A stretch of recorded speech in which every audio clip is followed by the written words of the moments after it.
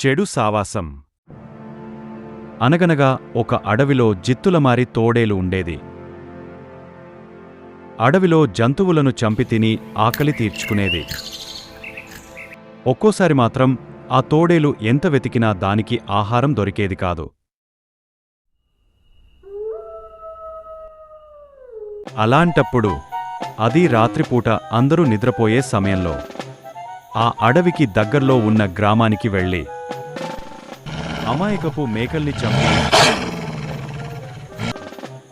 అడవికి తెచ్చుకుని తింటూ ఉండేది. తోడేలు చేసే పనులను అడవిలో ఉండే ఒక కోతి కుతూహలంగా గమనించేది. ఆ విషయం తెలుసుకున్న తోడేలు తాను యజమానులకు తెలియకుండా మేకలను ఎలా చంపుతుందో కోతికి గొప్పగా వివరించి చెప్పేది.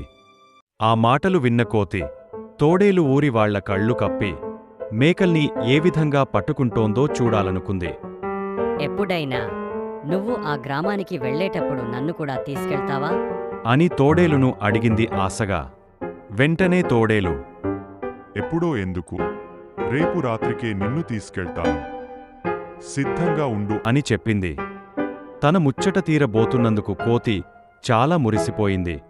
మేకలు అప్పుడప్పుడు మాయమవుతుండటాన్ని ఊరివారు గమనించారు.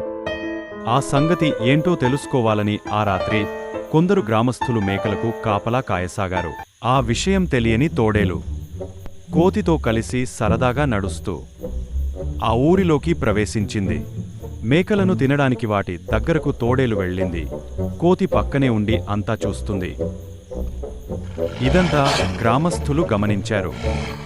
మేకలు ఎలా మాయమవుతున్నాయో వారికి అర్థమైంది. వెంటనే తోడేలును పట్టుకోవడానికి దాని వెంట పడ్డారు గ్రామస్థులు. కోతి దొరికిపోవటంతో దాన్ని కొట్టసాగారు. ఆ దెబ్బలు తట్టుకోలేక కోతి, మీ మేకల్ని తినడానికి వచ్చింది తోడేలు, నేను కాదు. మరి నన్నెందుకు కొడుతున్నారు అని అడిగింది. తోడేలుకి సహాయంగా వచ్చిన నిన్ను ఎలా విడిచిపెడుతాం అంటూ ఇంకాస్త గట్టిగా కొట్టసాగారు. గ్రామస్థులు తోడేలు కోసం తిరగగానే కోతి నెమ్మదిగా అక్కడి నుంచి తప్పించుకుని బతుకుజీవుడా అనుకుంటూ అడవిలోకి పరుగులు తీసింది. పారిపోవడానికి ప్రయత్నించిన తోడేలును పట్టుకుని గ్రామస్థులు గట్టిగా కొట్టి బుద్ధి చెప్పారు. దొంగతనం చెయ్యడమే కాదు, దొంగ పనులు చేసేవారి పక్కన ఉండటం కూడా తప్పే. ఇంకెప్పుడు ఇలాంటి బుద్ధి తక్కువ పనులు చేయకూడదనుకుంటూ కోతి పశ్చాత్తాపం చెందింది. చూశారు కదా, చెడు సావాసం చేస్తే ఎప్పటికైనా ఇబ్బందుల్లో పడక తప్పదు. జాగ్రత్త.